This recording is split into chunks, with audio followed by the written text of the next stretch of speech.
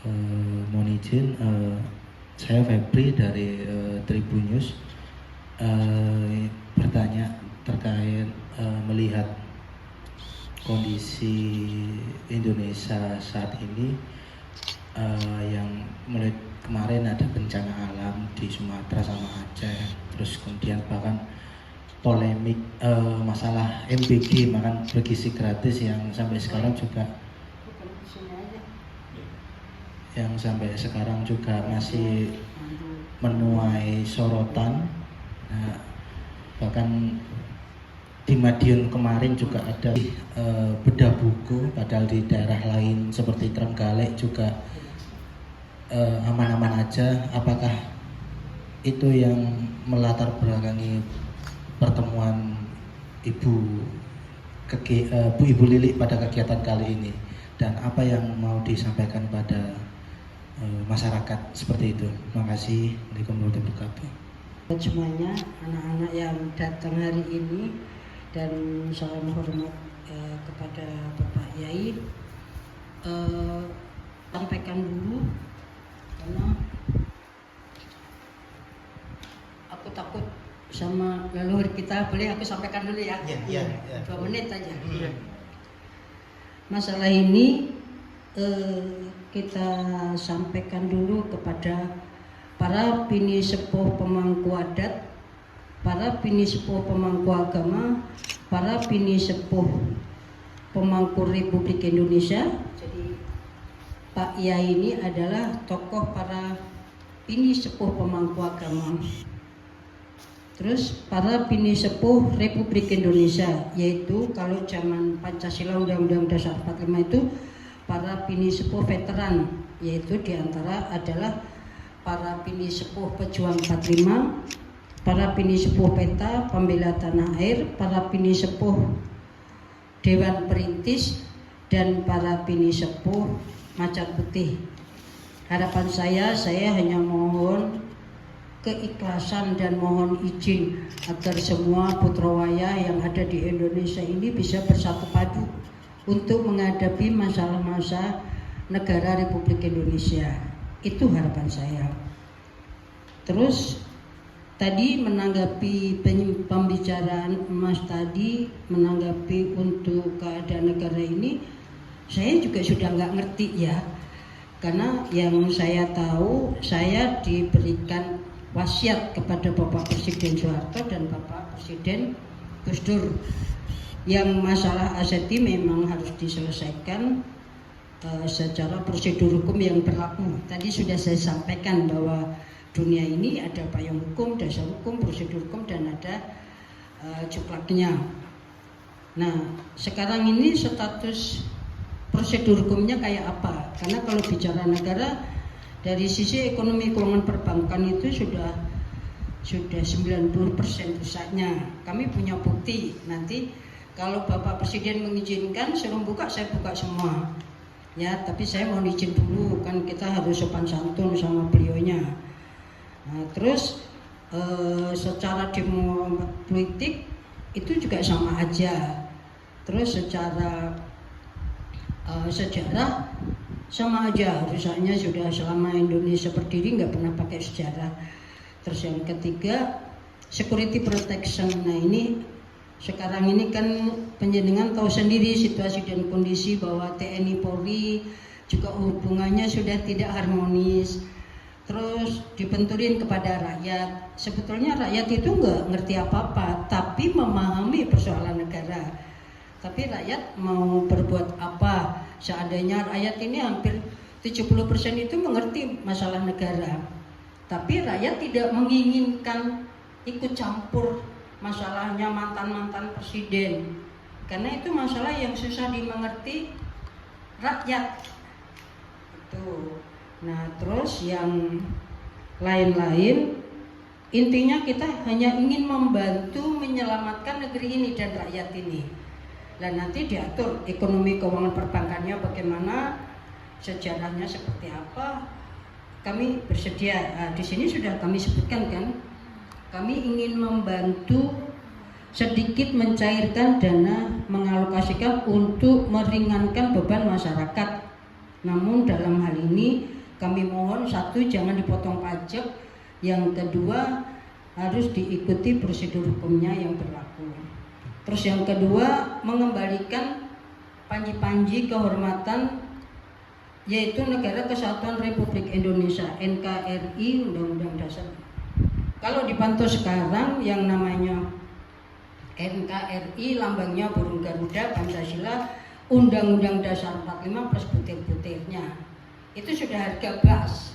Jadi nggak bisa dikotak-katik, dikurangi, dilebihi, itu sudah nggak bisa. Terus di sini mengenai permasalahan perbankan itu juga sudah rumit banget ya. BI kita itu nanti detailnya kalau Bapak Presiden mengizinkan, kalau suruh buka tak bukain, masalah perbankan dan keuangan. Terus yang keempat, memberitahukan kepada rakyat agar memberikan keputusan itu jangan keliru gitu, karena sekarang ini kalau kita membela yang mana, siapa yang harus dibela. Kalau membela sendiri, rakyat itu harus mengadu kemana kan gitu, mengadu ke DPR, MPR juga kita dalam kesulitan gitu. Jadi seperti itu Nah sekarang yang terpenting itu bagaimana caranya ada solusi, karena semua pada bicara ini bicara itu, tapi solusinya nggak ada. Bagaimana solusinya supaya kita bisa menyelamatkan negara ini, kan nanti diatur dulu strategisnya kayak apa, tasdisnya bagaimana, programnya seperti apa, siapa yang harus melaksanakan. Kan seluruh menteri nggak bisa harus turun kan, itu nanti kalau bicara uang ya Menkyu, Gubernur BI, dulu saya dengan Bapak Presiden Soeharto seperti itu. Tapi sebelumnya saya lanjutkan, monggo kita minta pituah dulu kepada Bapak Pemangku Agama, yaitu Bapak Kiai Haji Tantowi. Monggo kami persilahkan Pak Haji ya. Bismillahirrahmanirrahim. Assalamualaikum warahmatullahi wabarakatuh. Alhamdulillahirabbil alamin, nahmaduhu wa nusalli wa nusallimu ala rasulil karim. Bunda yang saya hormati, rekan-rekan sekalian, para wartawan, Ustadz Zainal dan semuanya. Alhamdulillah pagi hari ini Allah Subhanahu wa taala mempertemukan kita di Madinah Van Java. Jadi Bunda, ini ada yang viral di Indonesia ini, Temboro ini ada istilah namanya Madinah Van Java. Ada Serambi Mekah di Aceh ya. Ini katanya Serambi Madinah katanya di Temboro. Katanya teman-teman sih yang biasa datang ke Temboro. Baik, alhamdulillah. Sebelumnya rekan-rekan sekalian, saya ingin menyampaikan kronologis pertemuan kita. Ujin, saya menyampaikan kronologis pertemuan saya dengan Bunda ini. Oh, ya. Jadi beberapa hari yang lalu ada haul di Jombang, Tebuireng, yaitu haulnya Gus Dur. Alhamdulillah kita dapat undangan di haulnya Gus Dur itu. Nah, dalam perjalanan di haulnya Gus Dur, qadarullah, takdirnya Allah itu yang kemudian mempertemukan saya dengan Bunda ini. Jadi ada pesantren di sampingnya Tebuireng itu, pesantren Cukrir di Adlan, yang dimana di sana ada Gus Huda, dan kemudian dari sanalah kemudian kita ini bertemu dan kita bercakap-cakap tentang satu permasalahan yang sedang kita hadapi di Indonesia, di mana kita melihat semuanya keadaan masyarakat yang terbelah menjadi beberapa kelompok dan sebagainya. Ya memang wallahu a'lam bishawab, apakah memang ini sudah zamannya, karena ada pujangga kita dahulu yang menulis bahwa akan ditemui satu masa di Nusantara ini, satu zaman namanya zaman Kolobendu. Ya, mungkin pernah dengar ya. Dalam Kolobendu itu zaman ruwet. Ya, yang benar dianggap salah, yang salah dianggap benar, yang keji dianggap suci, yang suci mungkin dianggap keji. Kebatilan begitu banyak pendukungnya, bermacam-macam lah keadaan yang terjadi di Nusantara ini. Menurut ramalan cuaca Ronggowarsito. Dan juga ada satu hal yang saya ingat di sana disebutkan itu, ini ada satu peristiwa di mana beliau menyampaikan jago tarung yang kandangi diri. Jago tarung yang kandangi diri itu ya seperti bahwa alam seperti sekarang ini banyak tokoh-tokoh itu berbenturan sesamanya. Ya, mohon maaf, katakanlah ini jadi nyeritain anunya orang. Ini Muhammadiyah dulu ada PAN itu Pak Amin Rais yang mendirikannya. Tapi kemudian di dalam PAN juga ada konflik yang kemudian menjadi sebab Pak Amin harus meninggalkan PAN dan membuat Partai Umat. Dulu PKB ada, ini sudah lama Gus Dur yang mendirikan PKB, tapi kemudian juga ada sesuatu di dalam yang kemudian menyebabkan Gus Dur juga keluar daripada PKB. Terus kemudian akhir-akhir ini kita melihat di kalangan agamawan, ya katakanlah di NU juga ada sedikit permasalahan. Kemudian sebelumnya itu di kalangan habaib dan kiai Nusantara ada. Jadi atmosfer Nusantara itu kok kemudian menjadikan keadaan menjadi carut-marut macam begitu. Ya, teguran-teguran dari langit akhirnya datang. Wallahu a'lam bishawab. Ya, katakanlah seperti peristiwa yang kemarin terjadi di Sumatera. Ya, kalau kita mengatakan itu adalah karena penebangan hutan, pertambangan dan sebagainya, mungkin juga. Tapi ini kan semua itu tidak terjadi begitu saja. Memang ada tangan, ada kekuasaan rakyat yang menjadikan itu semuanya dan menjadi teguran bagi kita semuanya. Ya, kalau Al-Quran mengatakan kan dhuharul fasadu fil barri wal bahri bima kasabat aydin nas. Telah terjadi kerusakan di daratan dan di lautan karena ulah tangannya manusia. Nah, ini kan repotnya itu kalau manusianya itu kemudian tidak menyadari akan kesalahannya.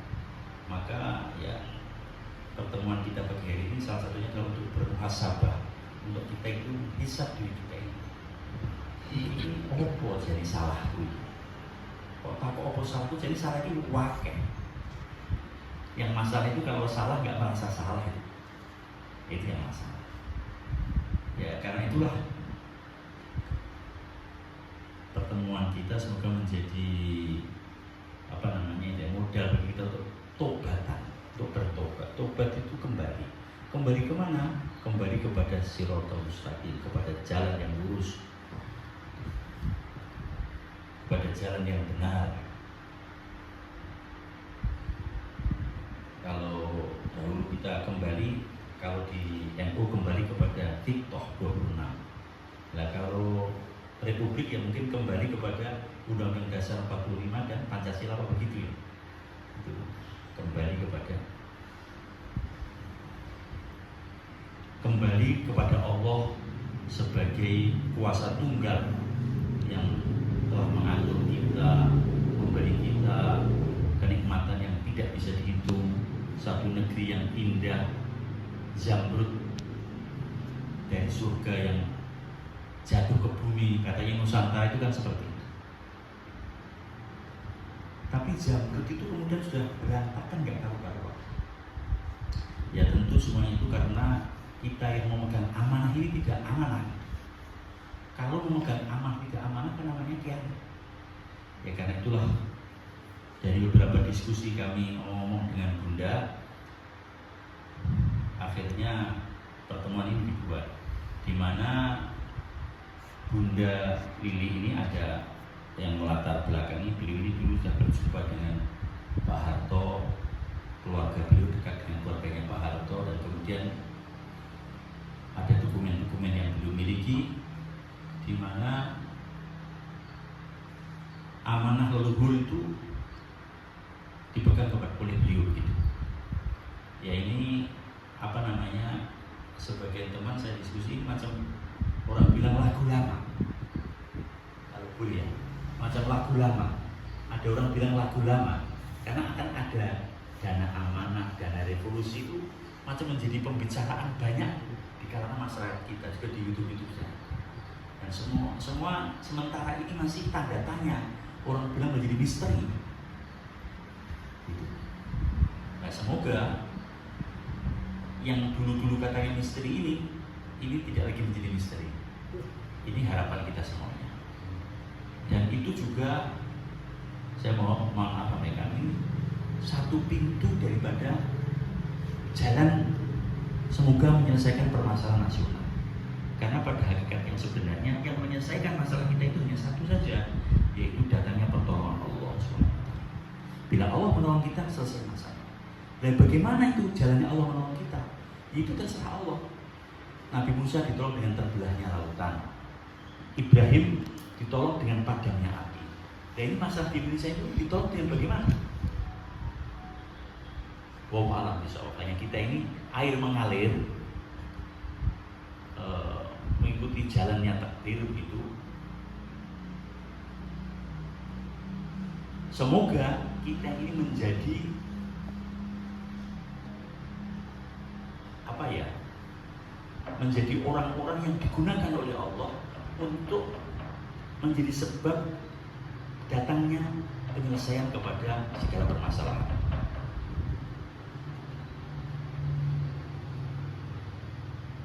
Nah, pertolongan Allah itu sebenarnya datangnya dengan takwa. Kalau kita ini sungguh-sungguh di dalam taat kepada perintahnya Allah Subhanahu wa taala, saling menghormati, menghargai dengan sesama. Dalam filosofi Jawa juga ada istilah namanya mikul dur mendem jeru. Jadi ya kebaikan-kebaikan leluhur diangkat, kalau ada kekurangannya ya disembunyikan. Karena kekurangan saudara kita itu kekurangan kita. Nah, sekarang ini kan permasalahannya itu semua banyak di antara kita ini. Bahasa Jawa itu ngobrol itu apa ya?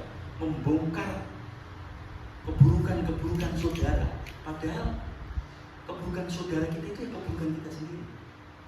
Ini yang kemudian aib-aibnya sendiri dibongkar di mana-mana. Padahal kita ini satu bangsa satu. Makanya ya kita harus ada keterbukaan hati, kelapangan dada, menerima semua kekurangan daripada teman-teman kita semuanya, saling menghargai, menghormati suku, adat, bangsa, agama, dengan senantiasa berpijak kepada pedoman masing-masing.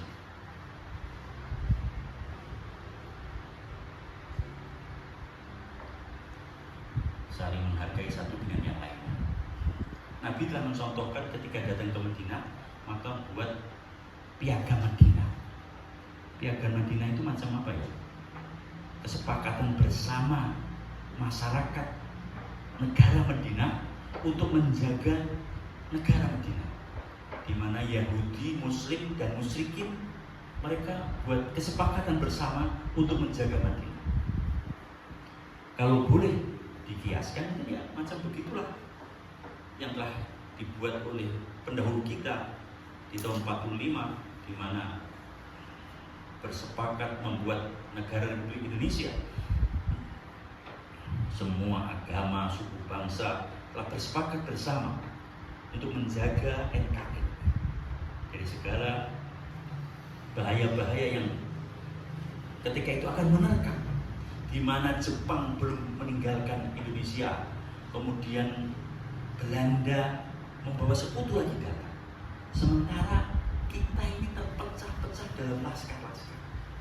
Mantan peta dia punya kekuatan, kemudian Kenil mantannya, tentaranya Belanda dia bawa senjata, Laskar Sabilillah, Laskar Hizbullah, mungkin ada Partai Merah, PKI dia punya laskar-laskar. Jadi tahun 45, masa-masa 45 sampai 50 itu betul-betul kita berada di dalam suasana yang tidak bisa dibayangkan saat ini kan keadaan kayak gitu. Tapi demikianlah atas pertolongan Allah Subhanahu wa taala, leluhur kita, tokoh-tokoh nasional telah disatukan, membuat kesepakatan bersama di Indonesia ini, sehingga terbentuklah Negara Kesatuan Republik Indonesia. Maka ya kedepannya memang pertama harus diperlukan legowo semuanya untuk menerima segala perbedaan, memaafkan segala kesalahan, dan kemudian mulai melangkah dengan langkah-langkah baru yang lebih terarah, terukur, terencana, dan sebagainya. Nah, dari pembicaraan kami dengan Bunda itu, kemudian ya Bunda menyampaikan tentang adanya amanah Nusantara yang insya Allah kuncinya beliau yang membawa. Baik, kurang lebih begitu saya sampaikan, Bunda. Terima kasih Pak Kiai Sepuh. Jadi saya ulas kembali sedikit, tapi saya perjelas. Kami sudah mengirimkan surat kepada Bapak Presiden, informal maupun formal. Yang garis besarnya aja nanti surat ini bisa you foto ya. Jadi yang intinya yang perlu diketahui oleh rakyat Indonesia beserta seluruh pemimpinnya itu adalah satu, pembayaran utang negara beserta penyelesaian masalah-masalah internal negara. Yang kedua, penyelesaian masalah keuangan dan perbankan yang sudah begitu rumitnya. Tapi belum saya teruskan bahwa situasi dan kondisi perbankan kita ini, saya minta izin dulu nanti dengan Bapak Presiden Prabowo. Kalau boleh saya buka, saya bukain. Terus yang ketiga adalah pengembalian panji-panji kehormatan bangsa dan negara, yaitu Negara Kesatuan Republik Indonesia NKRI, lambangnya burung Garuda, Pancasila, Undang-Undang Dasar 45 beserta butir-butirnya secara utuh dan murni. Karena itu harga pas yang sudah dilaporkan kepada badan-badan dunia. Nah, tahun 2003 sudah saya sampaikan dalam pidato saya di saat itu yang saya pendiri NKRI, saya tanyakan apakah masih ada negara NKRI, lambangnya burung Garuda, bla bla bla bla. Nah, kalau masih ada seperti apa, kalau nggak ada bagaimana? Itu kan yang harus jawab Bapak Presiden Republik Indonesia. Terus ini hanya pesan-pesan untuk seluruh rakyat Indonesia. Kami bersedia membantu menyelesaikan masalah negeri ini dan rakyat ini dalam arti yang seluas-luasnya. Nah, karena ini surat resmi dan formal informal, saya hanya khawatir biasanya Bapak Presiden itu tidak pernah menggubris apapun yang disampaikan kepada para tokoh yang dari luar negeri maupun dalam negeri. Ya, makanya saya dampingi kembali ke ini. Saya hanya memohon tadi yang saya sebutkan, para bini sepuh, mohon keikhlasan dan mohon izinnya agar bisa mempersatukan seluruh elemen masyarakat beserta rakyatnya untuk mari kita bersama-sama bersatu. Dan saya mohon kepada seluruh rakyat hati-hati untuk memberikan keputusan. Kita tidak usah ribut-ribut. Ya, mari kita bersatu membantu menyelesaikan masalah negeri ini dan rakyat ini, karena dalam hal ini kita khawatir nanti akan terjadi perang saudara. Itu aja, itu yang kami khawatirkan lah. Terus mungkin seperti itu, kami hanya bersedia nanti diatur dalam hal ini kami akan mencairkan sedikit dana Nusantara yang dialokasikan meringankan beban masyarakat. Namun dalam hal ini kami mohon, satu, jangan dipotong pajak. Yang kedua, ikuti aturannya yang ada. Karena kalau bicara aset itu bukan klinik-klinik bakar minyak, jadi benar-benar bankable. Harus diikuti aturannya ekonomi dan perbankan. Itu masalah keuangan. Nah, yang lain-lain nanti nggak apa-apa, itu sudah bisa ikutin. Yang terpenting ekonomi, keuangan, perbankan, diplomat politik. Karena kalau diplomat politik itu kan menyangkut G20, menyangkut Asia Afrika, perjanjian itu. Indonesia juga sudah tidak bisa menarik keuangan lagi, itu diplomat politiknya. Kalau sejarah, setiap uang negara ini itu pasti ada historis kopannya. Jadi Indonesia tidak pernah ada historical fund-nya. Dan saat itu Bapak Presiden Soekarno juga hanya meminta pemindahan kekuasaan dengan akan pemindahan teks proklamasi itu, pemindahan kekuasaan akan dilakukan dengan waktu dan tempo sesingkat-singkatnya. Itu juga belum jelas kapan sesingkat-singkatnya lah pemindahan kekuasaan dari mana ke mana. Nah, dalam hal ini banyak kepemilikan Nusantara ini sudah direbut seolah-olah itu milik negara. Negara yang mana? Jadi kalau saya boleh meluas sedikit bahwa Nusantara bukan Indonesia, tapi Indonesia ada di wilayah Nusantara.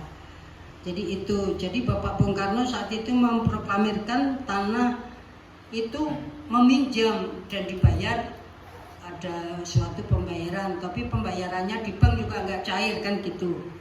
Jadi tanah itu ada yang punya, duit-duit itu ada yang punya orang-orang Nusantara, tapi bukan milik negara Republik Indonesia. Itu aja nak, mungkin dalam hal ini kita lakukan, kita tidak tidak akan mempersoalkan, tidak ikut-ikutan yang ribut-ribut, monggo kita nggak ikut-ikutan ribut-ribut. Jadi kita tidak akan menyalahkan Bapak Bung Karno, Pak Harto, Bapak pemimpin siapapun. Yang terpenting kita ingin membantu solusi biar semuanya itu negeri ini dan rakyat ini ada sebuah solusi untuk kedepannya.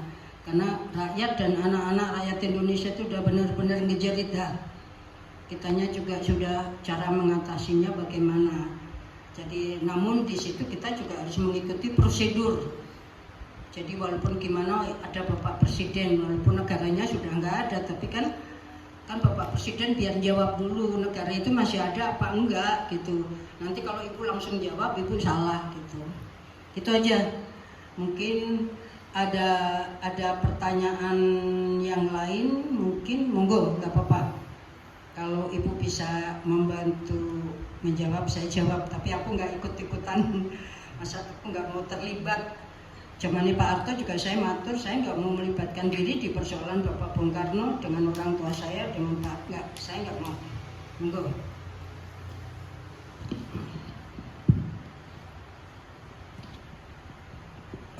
Saya mau tanya kepada Bapak Kiai. Tadi disebutkan ada kayak persoalan yang polemik Nahdlatul Ulama tadi. Nah, mungkin dari Kiai sendiri pesannya kepada masyarakat khususnya untuk kerukunan umat beragama, apalagi juga ini masih momen Natal juga gitu. Terima kasih. Baik, jadi untuk polemik yang terjadi di Nahdlatul Ulama, ya kita orang-orang bawah, kita ini doa nyadung pertolongannya Allah SWT begitu saja. Jadi bahwa alam bisawaf mungkin bagian dari dinamika karena begitu ya, dinamika dan ujian. Kiainya diuji, rakyatnya diuji, semuanya diuji. Maka ya kita orang-orang bawah, masyarakat pada umumnya ya agar terus berdoa kepada Allah agar datang pertolongan yang terbaik, solusi terbaik bagi tokoh-tokoh kita. Itu satu. Kemudian yang kedua, ya sekarang kita ini dalam suasana Desember, nanti tentu akan ada biasanya ini polemik panjang itu mengenai masalah toleransi. Saya rasa tidak ada satu agama yang luar biasa mengajarkan toleransi melebihi Islam. Sebagaimana tadi awal saya sampaikan, Nabi telah datang di Madinah, maka pertama kali menyatukan masyarakat Madinah, Islam, Yahudi lagi. Padahal Yahudi itu kan terkenal nakalnya luar biasa, tapi Nabi telah mengundang mereka untuk membuat nota kesepakatan bersama yang kemudian disebut dengan Piagam Madinah antara Islam, Musyrikin dan Yahudi ketika itu. Untuk bersama-sama saling menghargai, menghormati, tolong-menolong, menjaga negara Madinah. Maka demikianlah halnya kita di Indonesia, bagaimana semua kita yang tinggal di bumi Indonesia ini, sehingga sekata bersepakat semuanya untuk menjaga NKRI, menjaga bangsa dan negara ini dari segala musuh-musuh daripada luar maupun dari dalam, dan kemudian bersama-sama untuk mensejahterakan bangsa. Begitu saling menghargai, menghormati dalam kaidah-kaidah yang sudah jelas. Masing-masing agama yang sudah punya pakem-pakemnya sendiri-sendiri, punya ritual sendiri, punya pakem sendiri-sendiri. Saling menghargai pakem-pakemnya itu, tanpa harus kemudian mencampur adukkan ajaran-ajaran agama. Lakum dinukum waliyadin, itu pakemnya. Lakum dinukum waliyadin, pakem daripada agama. Kemudian juga Islam, Al-Quran mengatakan la ikraha fiddin, tidak ada paksaan di dalam beragama. Demikian, saling menghargai, saling menghormati, saling tolong menolong, bantu membantu. Satu orang sahabat telah memerintahkan budaknya untuk memotong kambing. Dia katakan, jangan lupa nanti kalau kamu potong kambing ini, tetangga depan rumah kamu kasih. Ini ketika kambing diserahkan untuk disembelih. Ketika dia baru mau memotong kambing itu, dia tadi jangan lupa tetangga depan rumah dia. Ketika dikuliti, datang lagi jangan lupa tetangga depan rumah. Ketika dipotong-potong kambing, datang lagi jangan lupa tetangga depan rumah. Nanti kamu kasih. Tetangga depan rumah itu siapa? Tetangga depan rumah itu ternyata Yahudi. Sehingga itu budaknya itu macam jengkel ini. Ini merintah kok berkali-kali, Tuhan. Mau berapa kali Tuhan perintah kepada saya untuk memberi tetangga depan rumah? Maka sahabat mengatakan, karena itu Rasulullah memerintahkan aku berkali-kali, maka aku memerintahkan kamu juga berkali-kali. Yaitu tadi ternyata tetangga depan rumah itu adalah Yahudi. Jadi kita potong kambing jangan lupa juga pada Yahudi depan rumah. Jadi ini akhlak sesama anak manusia, saling menghargai, menghormati, bantu-bantu, tolong menolong. Bila amalan Islam ini diamalkan, maka ini akan menjadi sebab orang-orang yang bukan Islam akan jadi senang dengan Islam. Walaupun katakanlah ngeri melihat orangnya singgote sak dodo umpamane, sebagainya sak sekuter. Tapi kalau kemudian hatinya lembut, bibirnya manis dan senyum kepada orang lain kan jadi adem gitu. Dibandingkan katakanlah asalnya ngomong, kalau orang kemudian bibirnya tajam, lidahnya tajam, menyakitkan kanan kiri, kalau di depan dia nyeletak, di tengah dia ngikut, di belakang dia nyeruduk, itu kan soro itu. Gitu. Jadi mohon maaf.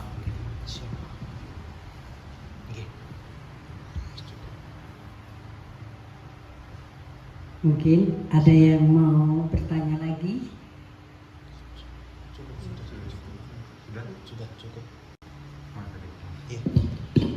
Cukup, sudah cukup. Matur suwun Bunda, Pak Yai sebelumnya. Ya, kita cukup. Kami mengucapkan mohon maaf jikalau tutur kita ada yang kurang dan lebih. Dengan Pak Kiai kami mohon maaf sebesar-besarnya. Terus Sama-sama. nanti akan kami tindak lanjuti sesudahnya nanti kembali ke Jakarta, karena kebetulan ini kan kemarin dari Haul Gusdur terus pinanggihan Pak Yai, ya monggo beliau bertanya, karena bagus untuk solusi negeri ini ya kami paparkan melalui putra-putri kita yang hadir pagi ini gitu. Jadi kami mohon maaf, mungkin cukup seperti itu. Mungkin kalau masih ada pertanyaan, terus ini kalau mau difoto surat ke Presiden silahkan difoto aja.